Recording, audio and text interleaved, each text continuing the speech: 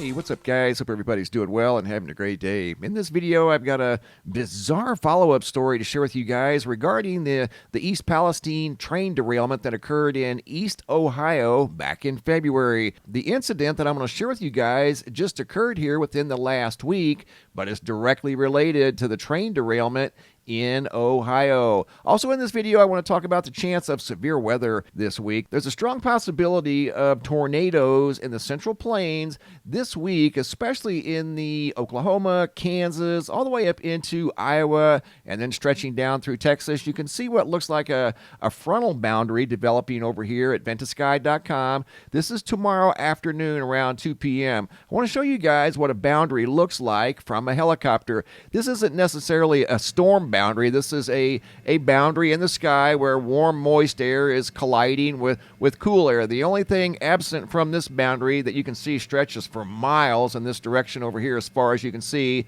is convection. However, the boundary tomorrow that's going to develop from Iowa all the way down into Texas is going to have convection, and that convection is what causes tornadoes and things like that. There's a cold air mass moving down from the northwest. It's going to collide with warm, moist air from the Gulf of Mexico, and there's going to be some activity here along this boundary right here that is going to develop tomorrow, move eastward through Thursday and Friday, and there's also going to be the possibility of severe weather later on in the week down here around the Houston, Texas area, San Antonio area. Whenever you see the Cape up above 2,500, 2,600, there's definitely enough available energy for the formation of severe weather, tornadoes, large hail. This is another feature known as the lifted index, and this is what is responsible for the lift, basically, the lift in the atmosphere that's going to create convection. And you can see how far this extends all the way from basically up in Wisconsin down to southern Texas.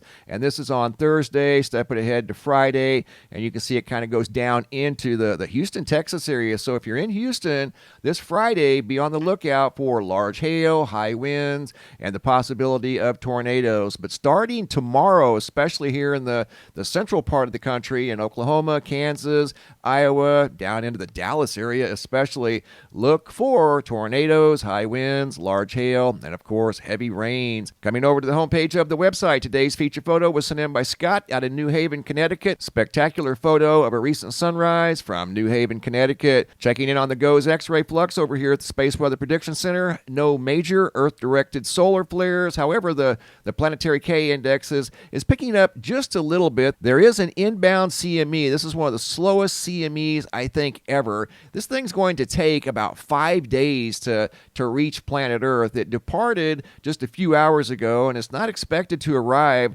until around the 22nd. So this is a very slow moving, may not even be here until the 23rd.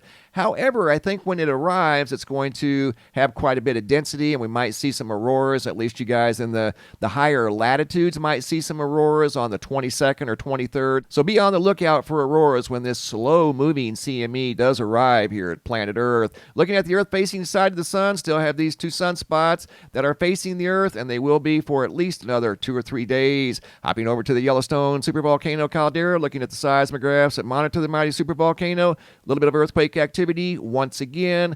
The dark blue represents magma intrusion, and this northwestern section of the caldera has been very busy and has been very busy for a long time. Most of the earthquake activity in the middle of Yellowstone Lake has subsided. There's still a little bit there, but we saw quite a flurry of earthquake activity. At least that's what was showing up on the seismographs here the last couple of days. But again, that is starting to subside. I want to take you guys now back to East Palestine, Ohio. You guys remember back on February the 3rd, there was a huge train derailment, and that train derailment has involved an extensive cleanup operation. Well, during the cleanup operation here just a few days ago, a truck carrying 40,000 pounds of toxic soil from the train derailment site crashed on a highway, turning over, spilling 20,000 pounds of the toxic material. And here's the thing, there's supposedly, according to this article, 20,000 tons of waste soil that needs to be removed from this area.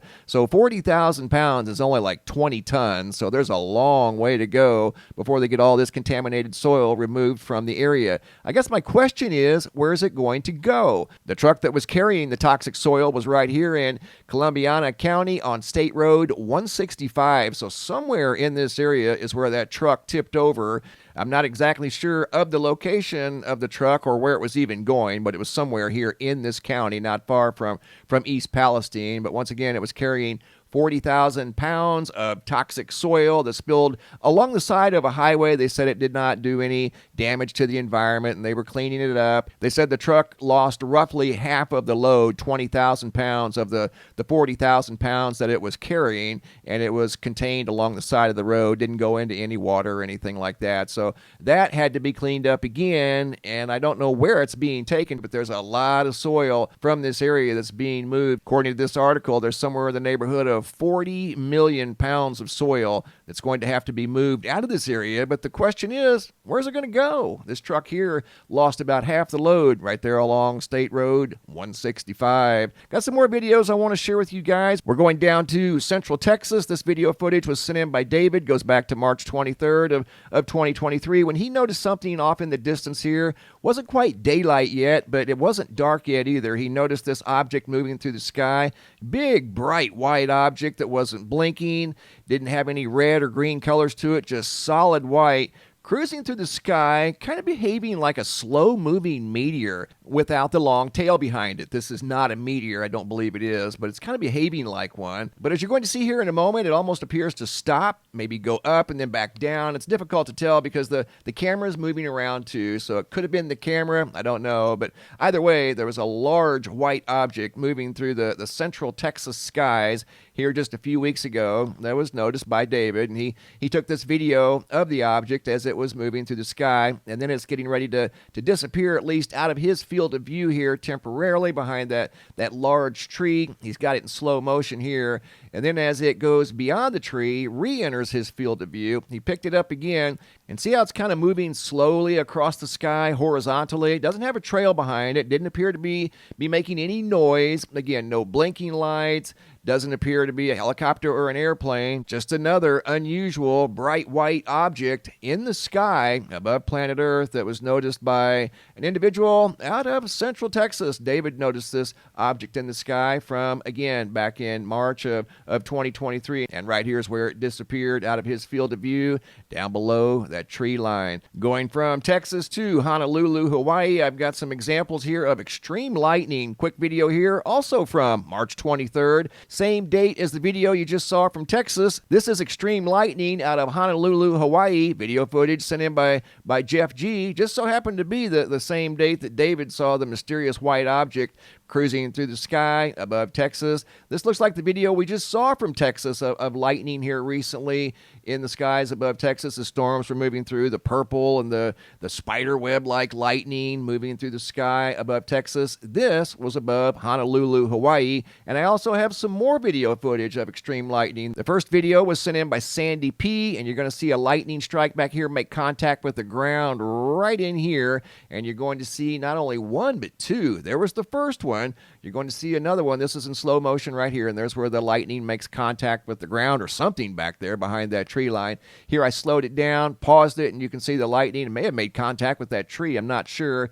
But that was the first lightning strike in this same general area. I'm not saying it struck the same exact location twice, but it was very close. There was the second strike right there, and that was behind this tree. The first one was behind this tree over here. That's the second lightning strike that made contact with the ground. Video footage sent in by Sandy P of some storms moving through her area. Right here, it almost looks like a wedge tornado. You're going to see that right there. Look at that. It's not a tornado, but that's the lightning as it made contact. Now we're going back to Texas, Cold Spring, Texas. Video footage sent in by Eric and Mindy of yet more lightning right there making contact with the ground. That was a extreme, very intense lightning strike from just a few days ago. Once again, sent in by Eric and Mindy out of Cold Spring, Texas. And this last last video was sent in by Scott. He sent in the feature photo on the homepage of the website, and he also sent in this video of the sunrise from this morning, and there's the sunspots that I just showed you guys from the Solar Dynamics Observatory. Here's a look at those sunspots from the ground from Connecticut. Really cool video by Scott confirming the sunspots that we saw that are Earth directed. That's looking at the Earth facing side of the sun, and those sunspots are indeed there. And if there's any activity that comes out of these sunspots here, as you can see, it is definitely going to be Earth directed. So really cool video by Scott out of New Haven, Connecticut. If you guys have any photos you'd like to share, you can send those to reports at MrMBB333.com. And if you guys have any videos you'd like to share that won't attach to the email, you can come over here to the homepage of the website, look for this red tab that says Have a Large Video. Simply click on the red tab, drag and drop your video into the red banner. Please include your first name, date, and location, and I'll take it from there. Thanks for watching. Have a super day, and be safe out there.